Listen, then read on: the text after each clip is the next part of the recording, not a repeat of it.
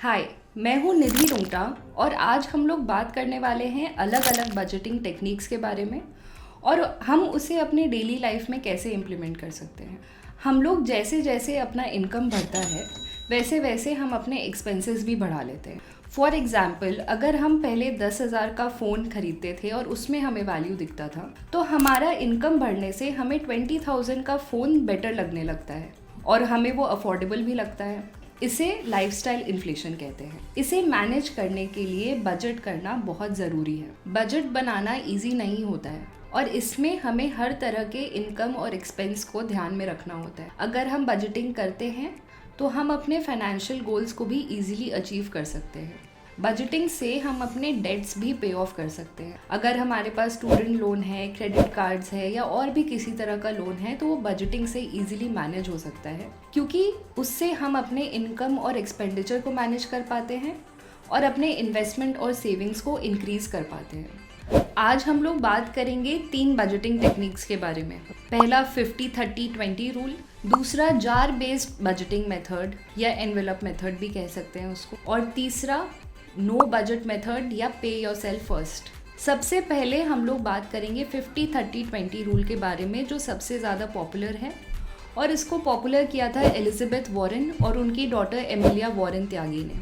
ये एक गाइडलाइन है बट एक्चुअल में बजट हमें खुद से ट्रैक करना पड़ता है। इसका फिलॉसफी ये है कि आप 50% अपने इनकम से निकालें और उससे अपना सारा फिक्स्ड एक्सपेंसेस को कवर करें, जैसे कि हाउस रेंट, स्कूल का फीस, यूटिलिटीज़ एक्सेट्रा। बाकी 30% से आप अपने वेरिएबल एक्सपेंसेस को मैनेज करें, जैसे कि ट्रैवल का खर्चा, कहीं ट्रिप्स में जा रहे हैं या आपके जो डिजिटल सब्सक्रिप्शन पेमेंट्स हैं, और बाकी 20% आप यूज़ करें अपने इन्वेस्टमेंट, सेविंग्स या डेट रीपेमेंट्स के लिए।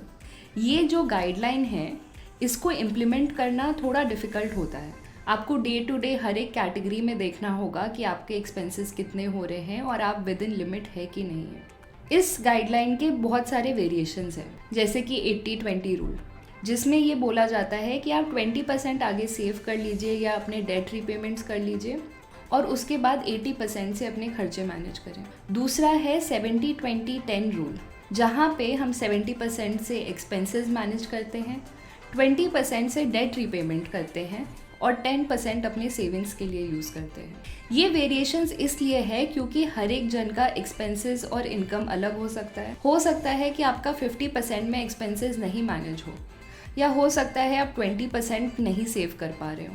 तो आप अपने हिसाब से परसेंटेज सेट कर सकते हैं और अपने बजट को ट्रैक कर सकते हैं।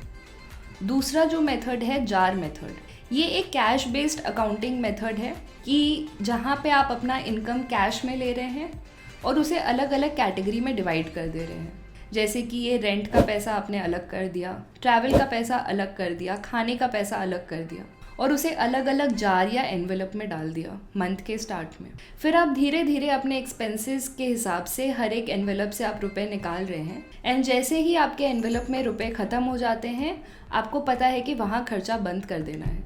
आपको दिख रहा है कि मंथ के एंड में पैसे अगर बच गए हैं तो आप कितना सेव कर पा रहे हैं।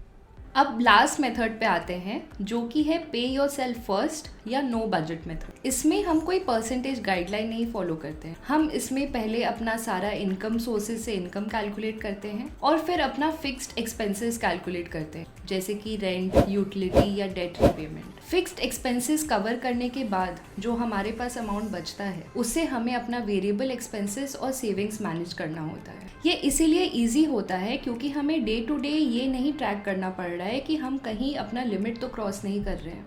जैसे 50% गाइडलाइन में हमें ये देखना पड़ता था कि हमारा एक्सपेंस 50% के अंदर रहे।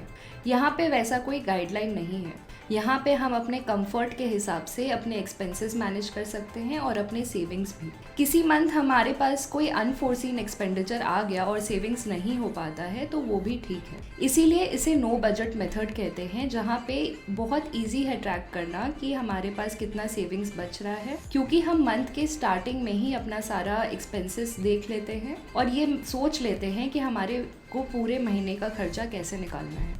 नो बजट मेथड उन्हीं लोग के लिए सही है जो इस चीज़ को लेके कॉन्फिडेंट हैं कि वो अपना बजट मेंटेन करेंगे और ओवर स्पेंड नहीं करेंगे। तो आज हमने सीखा 3 तरह के बजटिंग मेथड के बारे में। पहला था 50-30-20 रूल, दूसरा था जार या एनवेलप मेथड, और तीसरा पे योरसेल्फ फर्स्ट या नो बजट मेथड। अगर आप कोई और बजटिंग मेथड के बारे में जानते हैं जो आपके लिए वर्क करता है तो हमें कमेंट सेक्शन में ज़रूर बताएं।